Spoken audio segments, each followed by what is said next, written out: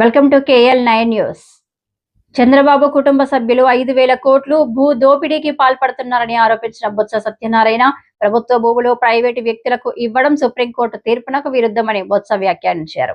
రాజ్యాంగబద్ధమైన పదవుల్లో ఉన్న ఎంపీ భరత్ ప్రభుత్వ భూమి ఏ విధంగా కబ్జా చేస్తాడని ప్రశ్నించారు. ఈ మేరకు జీవీఎంసీ వద్ద ఆయన మీడియాతో మాట్లాడారు. భూ చట్టానికి వ్యతిరేకం ఉందని చెప్పారు. ఇలాంటి దోపిడీ ఎక్కడ కనీ విని చూడలేదని చెప్పారు.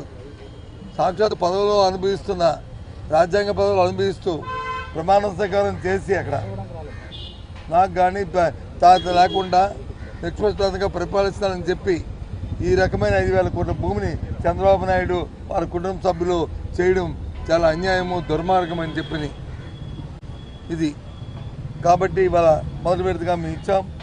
ఇంకా రేపు వచ్చి సైట్ విజిట్ కూడా వెళ్తున్నాం. ఎల్లుండు మరి కౌన్సిల్లో వచ్చి మళ్ళీ దీన్ని రీటెస్ట్ చేస్తాం, అడుగుతాం. వాళ్ళు కానీ దాన్ని చేసుకుంటే సరే, లేకపోతే కౌన్సిల్లో పోరాటం చేస్తాం. ఇంకా ముందుకెళ్తే దీని మీద కార్యాచరణ కూడా రూపొందిస్తాం.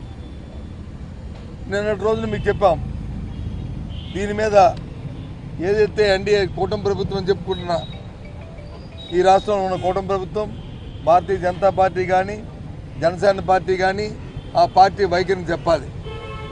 వాళ్ళ పార్టీ వైఖరిని చెప్పాలి. వాళ్ళు దీన్ని సమర్థిస్తున్నారా? ఈ దోపిడీలో భాగస్వాములు అవుతారా? లేదు, ఇది తప్పు అని చెప్పి వాళ్ళు వచ్చి దీన్ని వ్యతిరేకిస్తారా? వాళ్ళ తాలూకు వైఖరిని కూడా చెప్పాలి. అందుకే చెప్తున్నారు కదా, డబుల్ ఇంజన్ సర్కార్ అని చెప్పని. మేము మాది వచ్చి స్పీడ్ అని చెప్తానండి. దోపిడీలో ఉన్న స్పీడు విశాఖపట్నం అభివృద్ధి చేయడంలో చూపెట్టండి మీ స్పీడు. విశాఖపట్నాన్ని మరి సొంత నగరాన్ని తయారు చేయడానికి మీ స్పీడ్ చూపెట్టండి. అంతేగాని ఈ డబుల్ ఇంజిన్ సర్కార్ వచ్చి ఈ దోపిడీకా ఏం చెప్తారు చెప్పండి? భారతీయ జనతా పార్టీ నాయకులు ఏం చెప్తారు? జనసేన నాయకులు ఏం చెప్తాడు? డిప్యూటీ సీఎం ఉన్న పవన్ కళ్యాణ్ గారు మీరు ఏం చెప్తారు? దీని మీద నీతి కబుర్లు చెప్తుంటారు కదా, నీతి మాటలు చెప్తుంటారు కదా. మరి ఇది నీతా, ఇది అవినీత? చెప్పండి మీరు. ఇది నీతా? ఇది 5,000 కోట్ల రూపాయల ధనాన్ని ఇచ్చి ప్రభుత్వ భూమిని మీరు దోచుకోవడం అనేది నీతా? ఇదేనా సంబంధించిన ఇందుకైనా ప్రజలు మీకు ఓటిచ్చింది? ఇలాంటి కార్యక్రమాలు చేయడానికా? ఈ ధర్మం ఇది.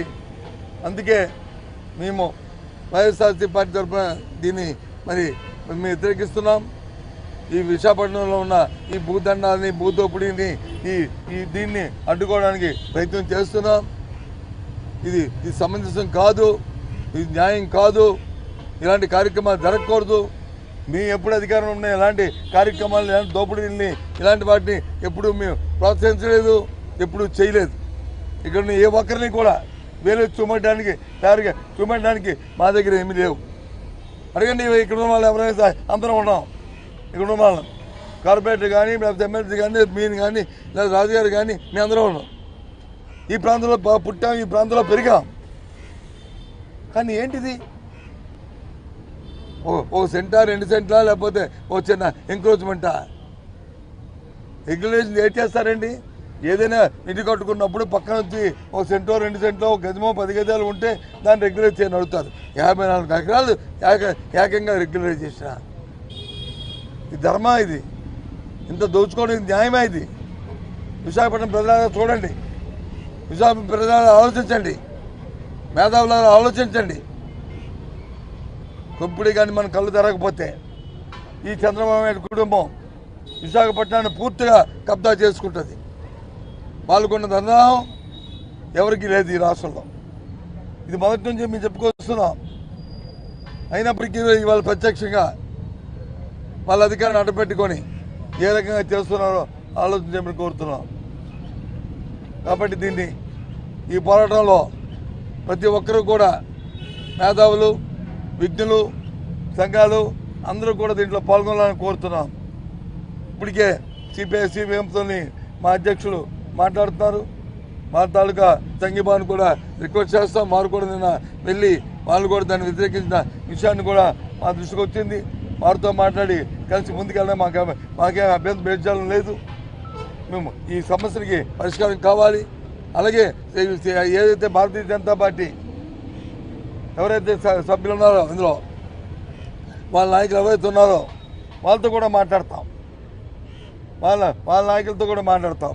అలాగే ఎవరైతే జనసేన పార్టీ నాయకులు సభ్యులుగా ఉన్నారో వాళ్ళ నాయకులతో కూడా మాట్లాడతాం. దీన్ని సమర్థిస్తారా, ఏం చేయాలని మా తాలూకు అభిప్రాయం చెప్తాం. ఇది ధర్మం కాదని చెప్తాం. వాళ్ళతో కూడా తదుపరి ప్రజలు నిర్ణయిస్తారు.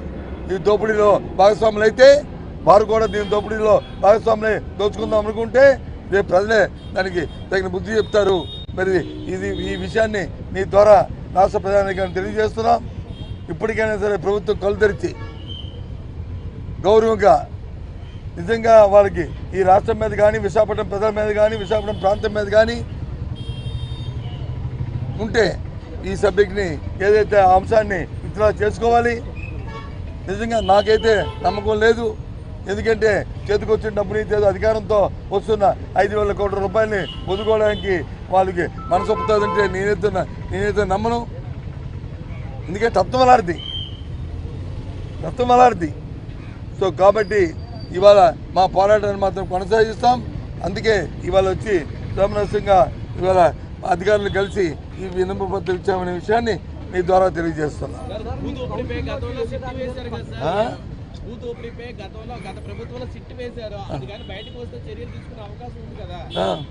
ఏమండి ఎవడదు మీకు కూడా చెప్పిదా, గత ప్రభుత్వంలో అలసత్వం జరిగింది. నేను 3 సార్లు 4 సార్లు ప్రెస్ మీట్లో చెప్పాను. మీరు పెద్దగా ఎన్నోసార్లు వచ్చి మీరు గొప్పగా చెప్పారు. దయచేసి